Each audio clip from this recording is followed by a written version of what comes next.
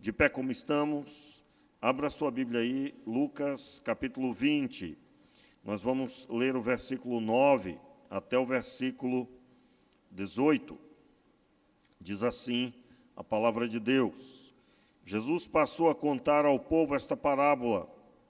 Certo homem plantou uma vinha, deixou-a sob cuidados dos lavradores e ficou fora do país por muito tempo.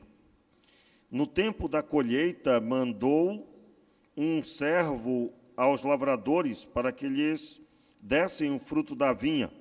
Os lavradores, porém, espancando-o, mandaram-no embora de mãos vazias.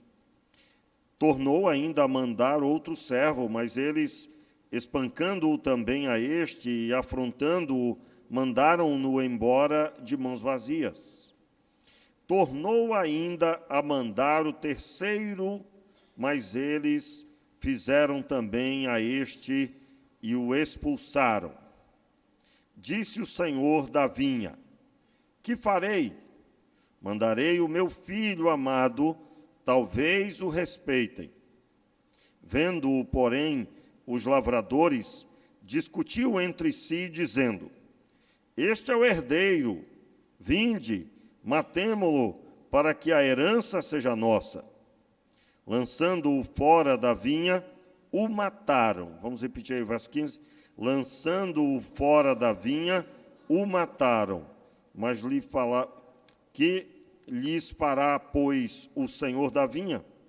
Irá, destruirá esses lavradores e dará a outros a vinha.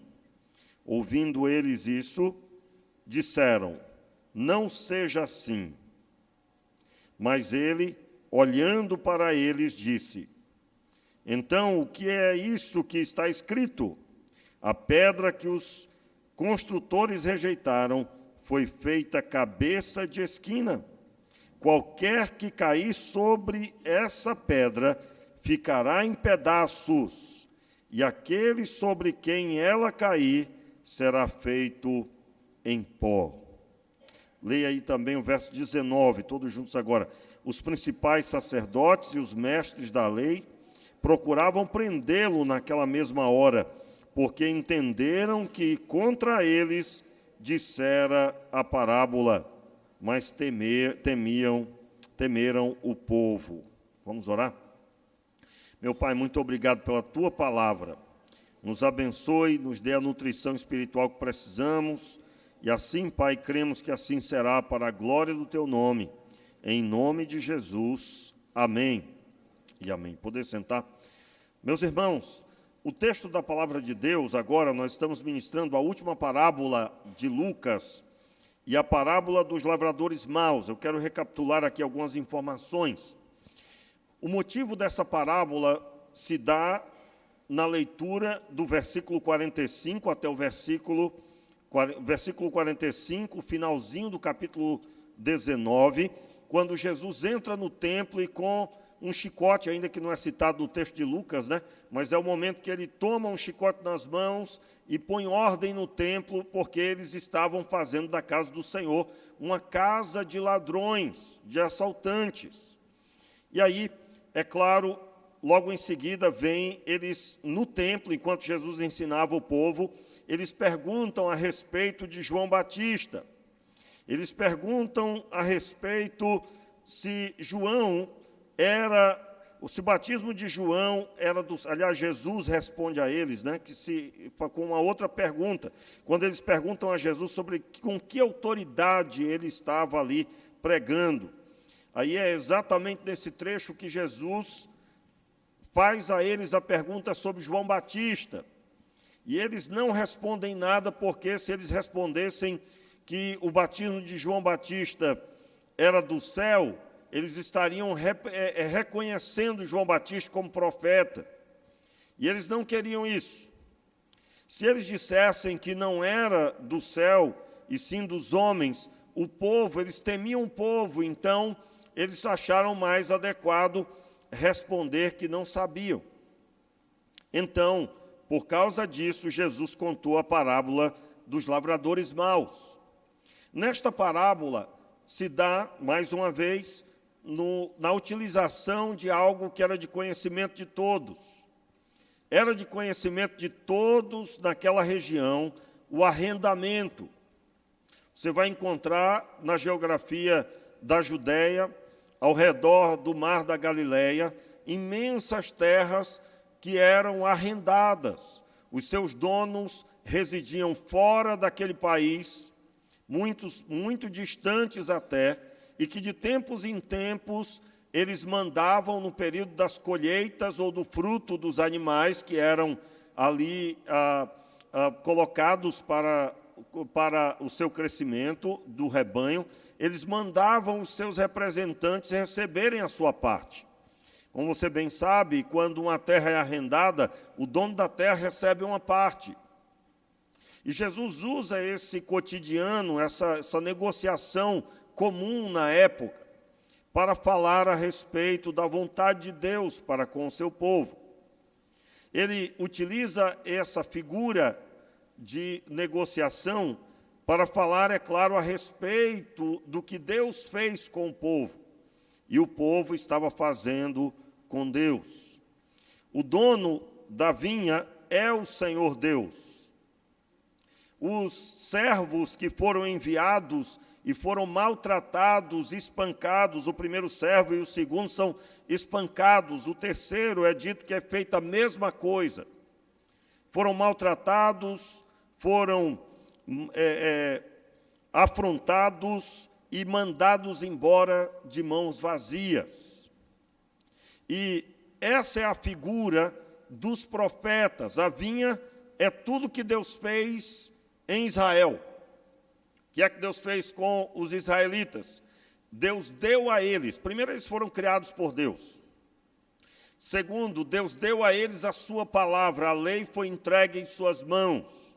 Deus se manifestou em Israel para as nações. Depois, Deus não só fez isso, mas construiu uma casa para habitar no meio do seu povo. Na primeira fase, o tabernáculo. Na segunda fase, o templo de Salomão, o templo definitivo em Jerusalém. E o que era para ser feito, então? Era para apresentar os frutos. Quais eram os frutos desse, entre aspas, esse arrendamento?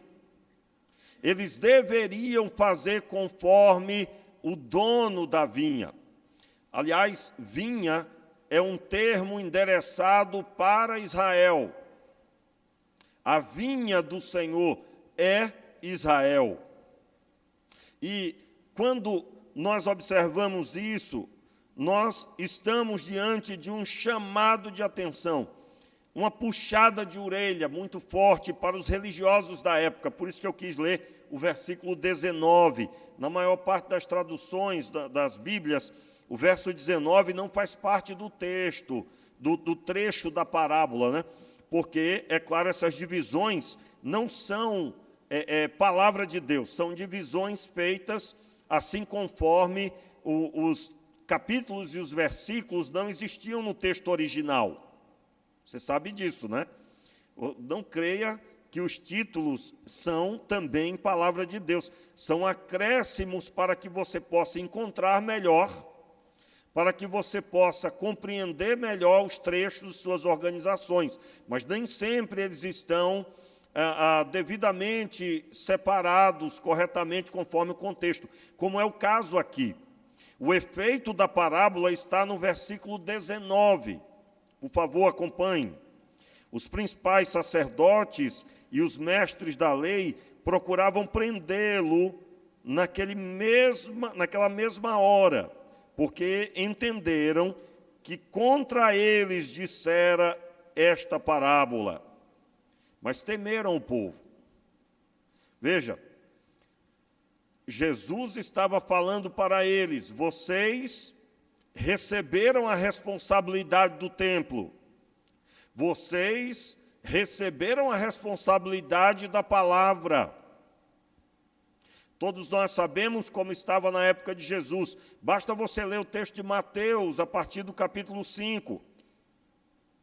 As bem-aventuranças, que na verdade vai do capítulo 5 até o final do capítulo 7, é uma denúncia de como estava Jerusalém na época.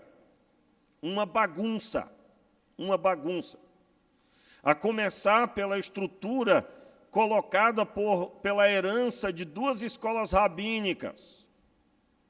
Essas duas escolas rabínicas tinham mais influência do que a própria palavra de Deus. Tanto é que os ensinos dos rabinos foram transformados em doutrina no judaísmo. Como você tem hoje, né? Você vai encontrar, hoje em dia, religiões que ditam determinadas coisas como sagradas, e isso não tem nada a ver com a Bíblia, né? Nada a ver. Vou dar um exemplo, não posso dar um exemplo, porque vai polemizar e tem gente que fica chateado. Irmãos, às vezes eu dou exemplos aqui que eu sei que não ajuda, né? Por quê? Porque eu gostaria de dar o estudo bíblico para provar que o que eu estou falando é a realidade, né? E, por exemplo, roupa de homem e roupa de mulher. A pessoa pega lá aquele texto do Antigo Testamento, que os homens não vistam roupa de mulher e as mulheres não vistam roupa de homem. Primeiro, a roupa da época não tinha nada a ver com a nossa realidade do nosso tempo. A diferença das roupas das mulheres para os homens era da quantidade de peças e as cores. Somente. Algum adereço ou outro, uma peça sobre o roupão um pouco mais brilhante, mas no demais era o mesmo roupão para os dois. Não dá para pegar esse texto e trazer para a nossa realidade agora e definir tal peça é roupa de mulher e tal peça é roupa de homem. Como, por exemplo, a calça é roupa de homem e não de mulher. Isso já está bem fraco hoje em dia, mas eu não sei, os mais antigos devem lembrar do tempo que isso era uma lei, ao ponto de, se você tivesse de bermuda, você homem, alguns cristãos não falariam com você. Quem aqui é desse tempo? Né? Se uma mulher estivesse vestindo uma calça, alguns cristãos não cumprimentariam como crente. De onde se tirou isso? Pois é, tem coisas que a Bíblia diz que as pessoas interpretam da sua forma, sem um estudo, sem um acompanhamento. E, é claro, eu estou dizendo isso, explicando que muitas vezes não precisa nem estar escrito no texto, né? Tem uma religião cristã, não considero uma fé genuína na Escritura, até porque tem uma série de questões lá, mas que atribui uma série de coisas como algo que uma pessoa santa não deve fazer, como, por exemplo, depilação é algo que não pode acontecer, usar cosméticos não pode acontecer, e você imagina, não é? Você imagina a dificuldade, né? Você imagina. Mas as pessoas lá declaram que quem segue essa orientação é uma pessoa santa, não é? Eu não vou nem entrar em detalhes sobre isso, né? Mas de onde é que tiraram isso, meu Deus, não é? De onde que tiraram? De onde? Mas você vai encontrar aí coisa pior. Então, na época de Jesus não era diferente.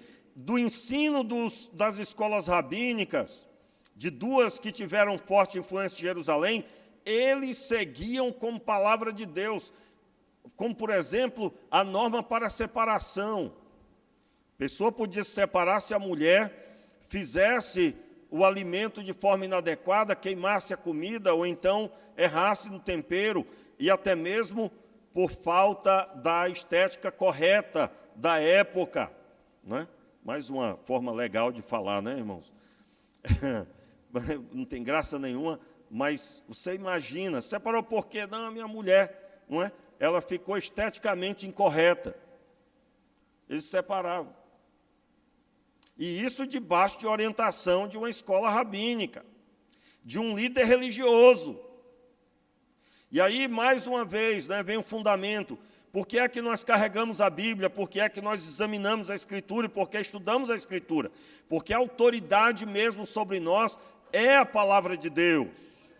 Não é o pregador A, B ou C, não é o pastor da igreja, não é a diretoria e nem a denominação, mas é a palavra de Deus, devidamente estudada à luz do Cristo, sob direção do Espírito Santo. E tudo isso você recebe ao entregar a sua vida a Jesus e é desenvolvido no decorrer da sua caminhada cristã. Muito bem, essa parábola, ela é um grande puxão de orelha na vida daqueles que tinham a responsabilidade da palavra de Deus, de ensinar a Escritura, que eram os líderes religiosos. O texto original estava nas mãos deles, irmãos.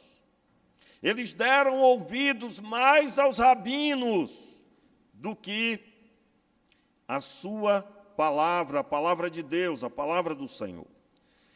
E você encontra hoje em dia, eu acabei de dar exemplo, a mesma coisa. Mesmo ambiente. E aí, é claro, quando nós observamos, a primeira etapa da parábola diz que ele enviou os servos. Os servos representam os profetas. A vinha é a responsabilidade que o povo de Israel recebeu, que estava nas mãos dos líderes religiosos, o portar a Escritura, viver a Escritura, e tudo o que o templo representava. Eu quero lembrar aqui que até aqui Jesus ainda não tinha morrido. Quando ele morreu, o véu do templo se rasgou de alto a baixo, a antiga aliança foi ultrapassada, foi revogada e foi substituída pela nova e definitiva aliança. A aliança firmada no sangue do Cordeiro.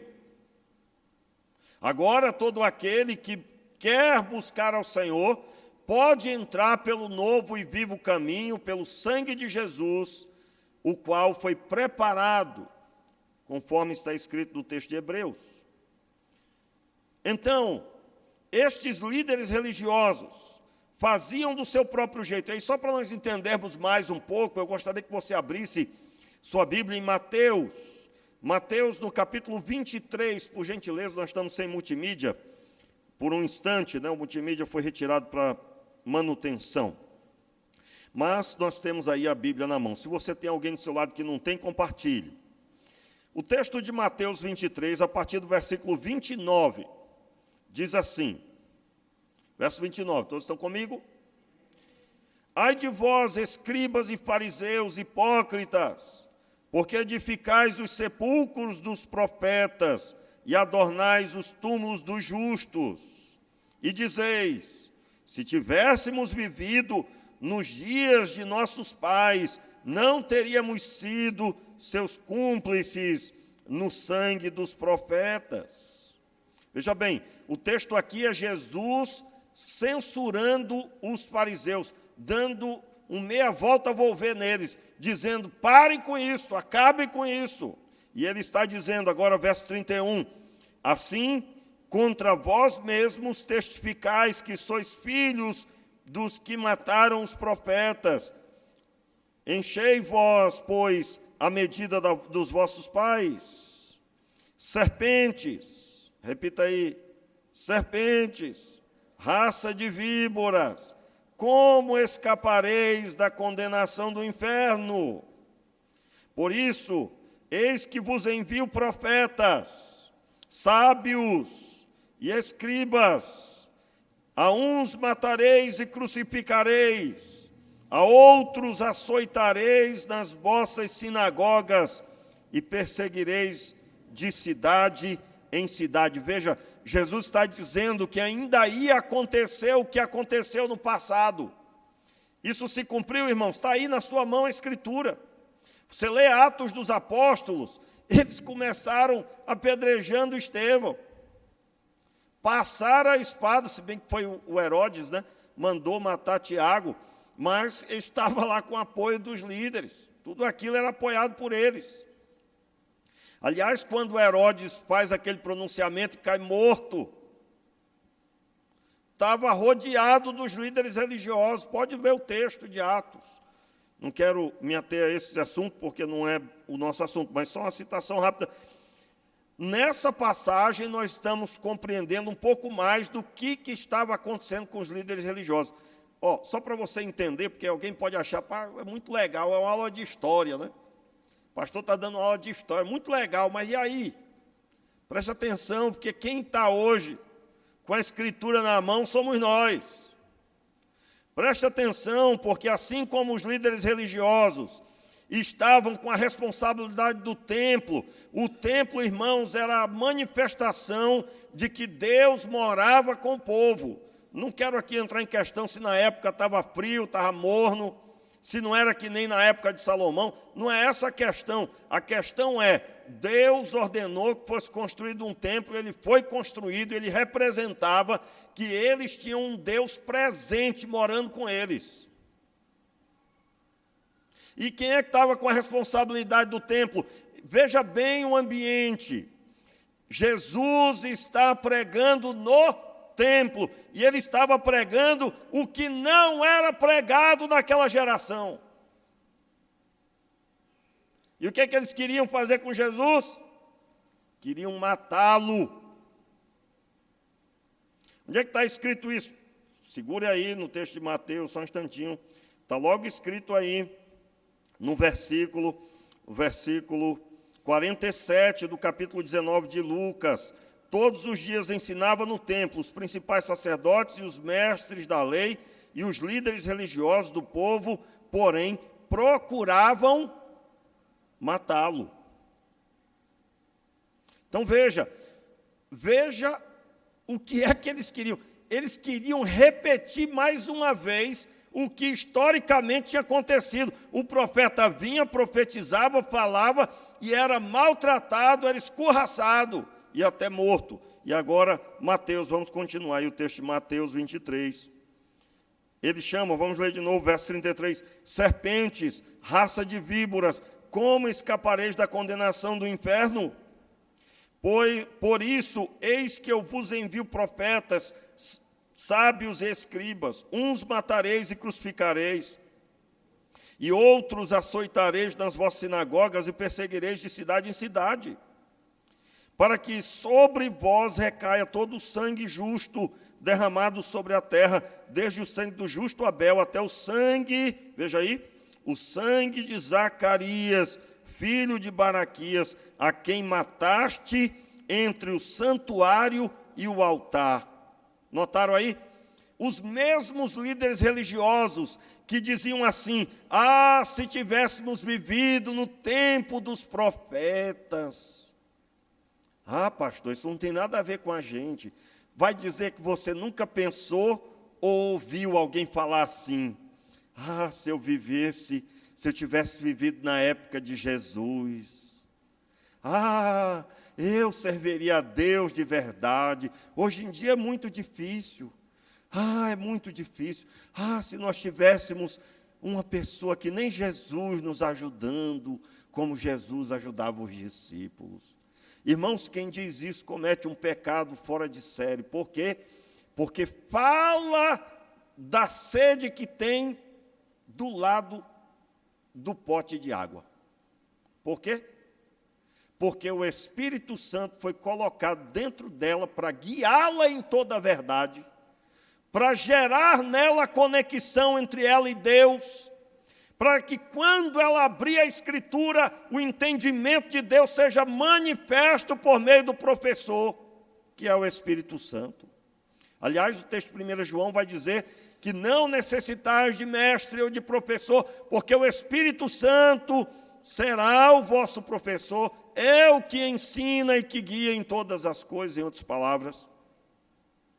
Então você imagina alguém dizendo, se eu vivesse na época de Jesus, se eu tivesse sido um dos discípulos, e quem nunca fez isso, ou eu estou dizendo quem nunca, porque você já foi novo na fé, não é? Você vislumbrando ali os discípulos e vendo como Judas traiu, eu digo, meu Deus, como é que traiu Jesus assim? Se fosse eu, não tinha feito nada disso. Aí depois você descobre que você tem uma beirinha de Judas também, você também gosta de dinheiro, e se der corda, você pode até largá-lo, se não é a misericórdia de Deus. É ou não é verdade? É ou não é verdade aí, irmãos? Irmãos, tem pouca gente que reconhece a pequenez, né? Que Deus tenha misericórdia, que Deus te ajude, viu? Você não entendeu o que eu disse, não? Na sua caminhada, você já se ficou espantado com os demôniozinhos que estavam assim ao seu redor, não? Eu estou dizendo para ser bem legal, né? Mas eram uns demôniozinhos aí dentro. Que isso, pastor? Demônio não, eu tenho o Espírito Santo. Meu irmão, eu estou falando das obras da carne, arrastando você para o pecado. A Bíblia diz que primeiro começa com a concupiscência dos olhos. Dando corda, a concupiscência vai conceber o pecado. E tendo manifesto o pecado, a morte. O grande problema é que tem gente que não entendeu ainda. Ó, meu irmão, você não tem nada de bom aí, não. Você não tem nada de legal. Tanto é que o Espírito Santo teve que vir morar dentro de você. Tudo é Deus. Ah, mas eu escolhi. Só escolheu porque Ele tocou o seu coração. 100% é a graça de Deus. Ah, mas eu nasci num lar cristão. Tá bom. Que o Senhor te guarde e abra os seus olhos. Meus irmãos, o texto bíblico declara que estes homens, eles proferiam, se vivêssemos na época dos profetas, na época dos nossos pais, não teríamos feito aquilo. E aí esses mesmos fariseus estavam querendo matar Jesus. Matar a Jesus. Então, o texto bíblico segue, Mateus, agora o versículo 36. Em verdade vos digo que todas estas coisas hão de vir sobre a presente geração. Aí eu quero relembrar você, Novo Testamento, em Atos dos Apóstolos, Estevão é apedrejado, e depois Saulo, que era perseguidor, passa a ser perseguido. Ele é perseguido de tal forma pelos líderes religiosos que ele tem que ser baixado num cesto no muro da cidade. Porque estavam à porta declarando, não comeremos nada, vamos jejuar até matá-lo. Nós vamos matar Saulo. Então tudo isso continuou, meus irmãos. E Jesus está aqui declarando, vocês vão crucificá-los, vão maltratá-los, vão açoitá-los nas sinagogas. O que eu quero dizer, você entende? O judaísmo era uma religião que não tinha nada a ver com a vontade de Deus, porque eles tinham se desviado e acrescentado pelo menos 600 novos mandamentos à Escritura, que era fruto dessas duas escolas rabínicas, uma delas a escola rabínica de Hillel. E eu quero, com isso, dizer para você, isso é uma advertência para nós, porque, semelhante a eles, nós também recebemos a responsabilidade de pregar o evangelho genuíno. Meus irmãos, se nós não pregarmos, sabe o que vai acontecer? Deus vai levantar genuínos pregadores, pois a sua palavra não ficará guardada numa gaveta. Assim como na época deles, eles não estavam ensinando a palavra genuinamente, mas Deus levantou Jesus e ele estava continuamente no templo ensinando. Se você acha que você é parceiro de Deus, naquela visão de que Deus assim, né? Irmãos, tem gente que acha assim, meu servo, eu não vou fazer nada sem você. Aí parece que a pessoa ilustre. Esse tipo de visão traz uma pessoa uma autoridade eclesiástica, né? Vamos relembrar aí essa história, né? Uma autoridade eclesiástica. Não, meus irmãos. A palavra servo, o próprio Paulo, quando diz eu sou servo de Cristo, eu prefiro nessa noite usar um outro sinônimo para a palavra servo. Qual é? Escravo. Isso significa, e por que do termo escravo? O escravo não tinha vontade diante do seu senhor. Nós não temos nada de bom. Quando nós queremos colocar nossa vontade diante do mestre, nós vamos atrapalhar o negócio.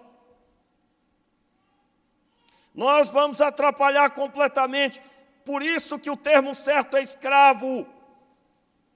O escravo não juntava recursos para si mesmo, ele trabalhava em prol do mestre. Por isso que o termo certo para nós é escravo. Se doeu aí em você e você não tem condições de dizer que você é escravo de Deus em Cristo Jesus, você está afastado e não sabia. Eu não vou usar um termo desse. Eu sou filho de Deus, sou filho do rei. Você está por fora. Eu estou falando para você que nós fomos chamados a nos dar a obra. E nos dar a obra como escravos, sem acrescentar nada, sem buscar nada para si mesmo, como o escravo não podia. Por isso que o termo certo é escravo. A grande dificuldade para compreender, eu sempre digo isso, né? A grande dificuldade para compreender o ser escravo é que o termo escravo na nossa história do Brasil é maculada por uma destruição tremenda que foi a escravidão, irmãos, dos negros no Brasil, no período imperial e depois ainda, né? Porque ainda continuou de certa forma. Foi uma atrocidade, pessoas tratadas como animais, e pior do que animais até. Aí, quando eu estou aqui pregando, falando o termo escravo, talvez você tenha dificuldade de ouvir por causa dessa herança nefasta que, infelizmente, maculou o nosso país. Mas eu quero que você se liberte disso, e você ouça o escravo conforme a Bíblia, e olhe o Deus dos céus, Criador dos céus e da terra, aquele que tem todo o poder, toda a sabedoria, todo o entendimento, aquele que é acima de todos e do universo completamente. De forma que você reconheça a sua pequenez, e reconhecendo a sua pequenez, você não se veja na capacidade de acrescentar nada à sua obra, ao seu fazer, à sua vontade. Não se veja buscando nada para si mesmo, mas somente para a sua glória. Meus irmãos, na semelhança dos principais líderes religiosos, nós estamos na responsabilidade do templo também. E eu não vou falar aqui do templo aqui, porque não é o templo aqui, né? Isso aqui é de quebra, né? A propriedade aqui que Deus nos deu é de quebra.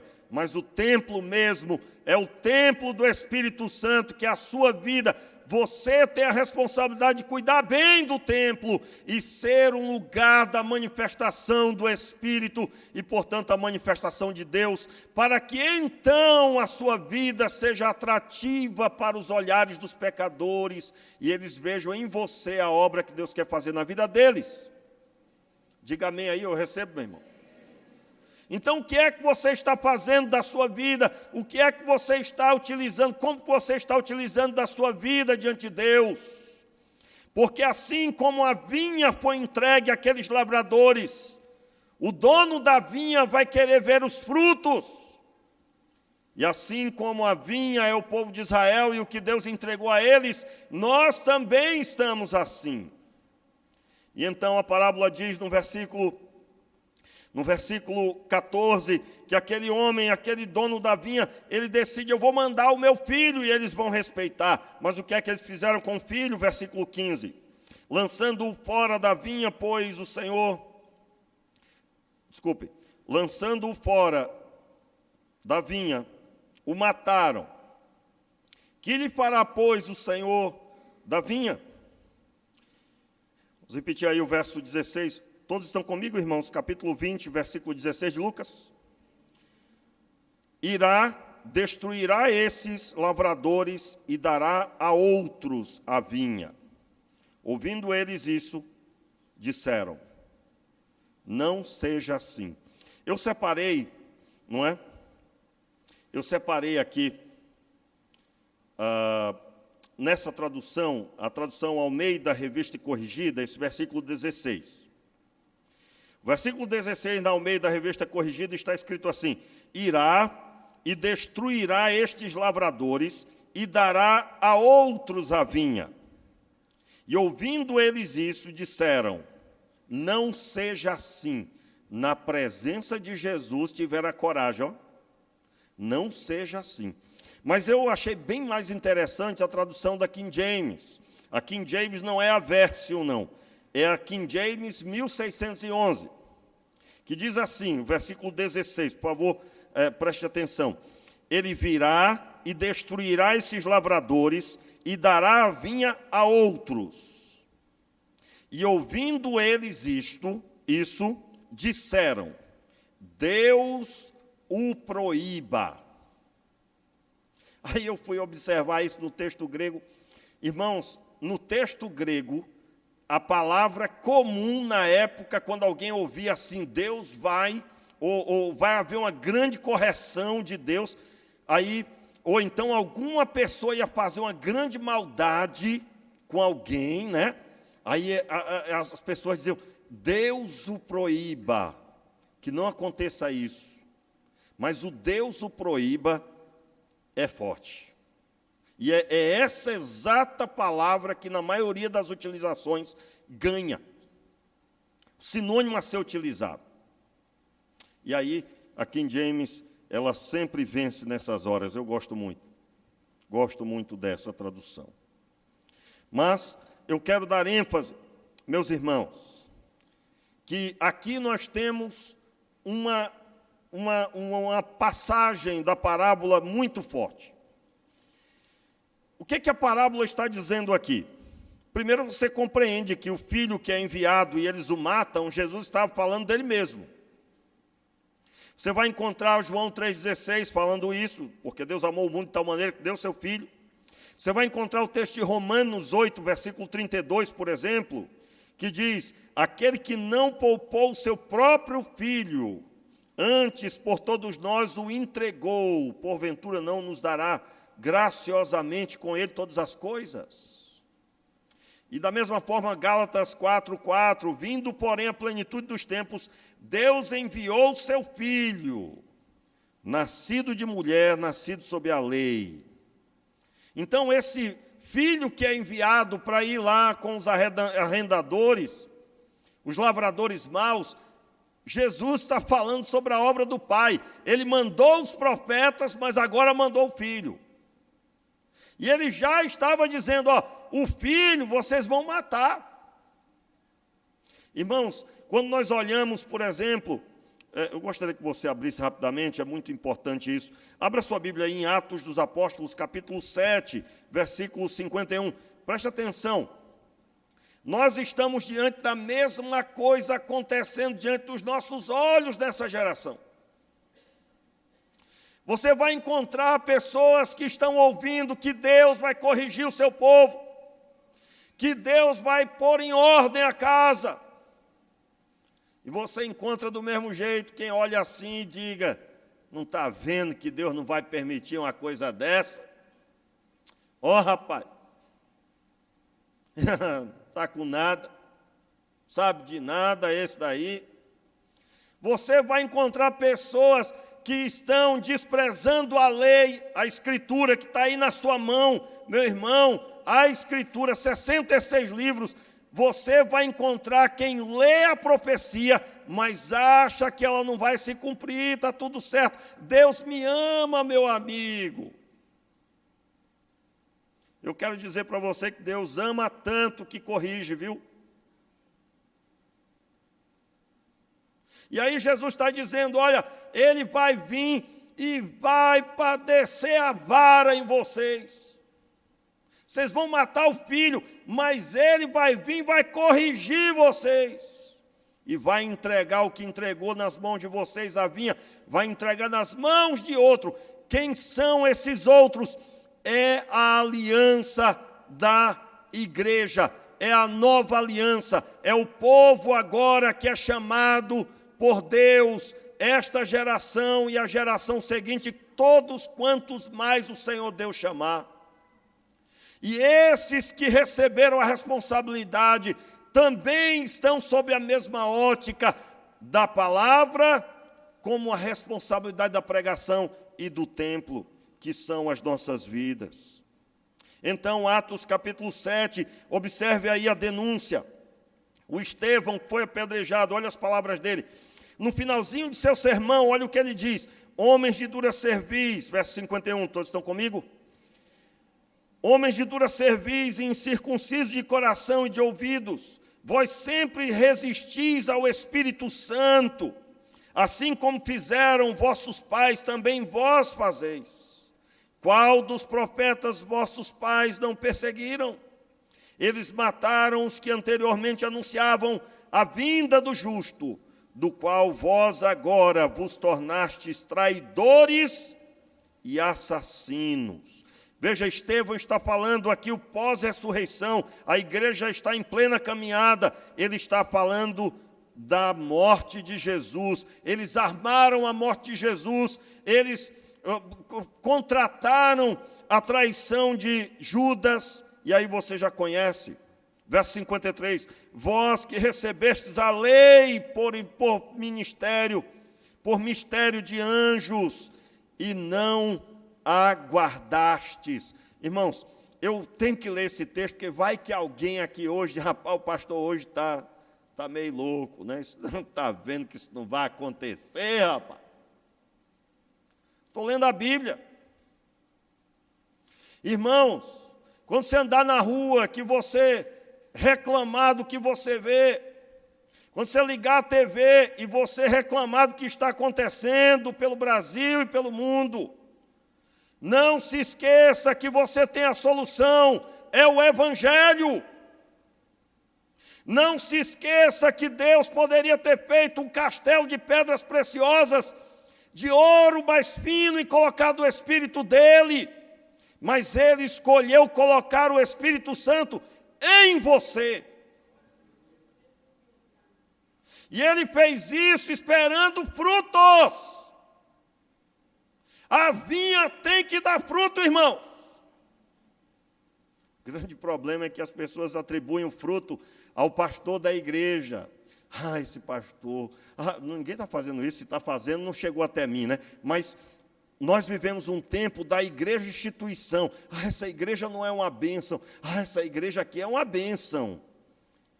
Tire os olhos do CNPJ, tire os olhos da igreja ajuntamento e coloque os olhos nos 12 que Deus enviou pelas nações. Esse chamado é até hoje, aonde Ele enche do Espírito e aonde a pessoa vai, ela dá testemunho, ela vive a fé, ela é instrumento de Deus. É essa a realidade cristã genuína que tem que entrar nos nossos corações. Grande problema é que os ajuntamentos das igrejas se tornaram momentos de enchimento, momentos de ser abençoados ali em coletividade, mas o grande movimento que Deus espera é quando você entra no seu quarto e em secreto busca Ele. E você ali é resolvido o seu coração, a sua vida, e você sai para se relacionar com as pessoas da sua família, do seu trabalho, do seu convívio e aqueles que você vai conhecer, e há uma diferença entre você e os demais, a presença de Deus. Meus irmãos, Estevão aqui está denunciando, o que fizeram com ele? Apedrejaram. Apedrejaram Estevão. Se cumpriu a palavra que Jesus tinha dito para esses líderes. Então, o que é que nós temos que fazer? O que é que nós vamos fazer, irmãos? Nós precisamos prestar muita atenção. O texto da palavra, ele declara muito fortemente que há uma obra em andamento e ninguém pode parar essa obra. Há uma obra em andamento. E aqui o texto da palavra, ele declara, estou encerrando já, ele declara que ele vai tomar providência. Mas o que é que eles disseram? Que não seja assim. Que Deus o proíba. E aí eu encerro, irmãos, dizendo que Deus, Ele cumpriu a sua palavra. No ano 70, Deus encerrou definitivamente o judaísmo em Jerusalém. Pelo menos durante um tempo. Você sabe o que aconteceu no ano 70? No ano 70, meu irmão, Jerusalém foi tomada. Os judeus se revoltaram contra Roma. E eles fizeram um grande estrago em pelo menos 3 principais lugares de Jerusalém e Judeia. Eles mataram pelo menos 3 legiões, foi um arraso em Roma. E eles ficaram em Jerusalém. Voltaremos a ser o reino de Davi. Lembra que na Escritura os judeus perguntavam, os discípulos perguntavam sobre isso: restaurarás tu nesse tempo o reino? E Jesus disse: olha, não vos pertence saber os tempos ou as épocas. Lembra da parábola anterior, quando ministrava, dizendo que eles esperavam que o reino fosse restaurado? Meus irmãos, a Escritura Sagrada está dizendo aqui hoje, nós precisamos tomar cuidado com a nossa vida e o que fazemos dela em Cristo. Porque Roma sitiou Jerusalém, é conhecido como cerco de Tito. Meus irmãos, não ficou pedra sobre pedra. E por que não ficou pedra sobre pedra? Recentemente eu fui dar uma estudadinha mais sobre isso, e o que eu encontrei foi o seguinte: os romanos quebraram as pedras, não só porque o imperador tinha dito, olha, quebrem tudo, destruam tudo, inclusive o templo, mas eles quebraram, esmiuçaram as pedras, porque o ouro que estava posto nas paredes derreteu quando eles queimaram o templo. E eles foram depois e quebraram as pedras para retirar o ouro derretido. Sabe o que aconteceu com os utensílios do templo? O candelabro, a mesa da proposição, que só era visto pelo sumo sacerdote uma vez por ano, deu entrada na caminhada triunfal de Tito.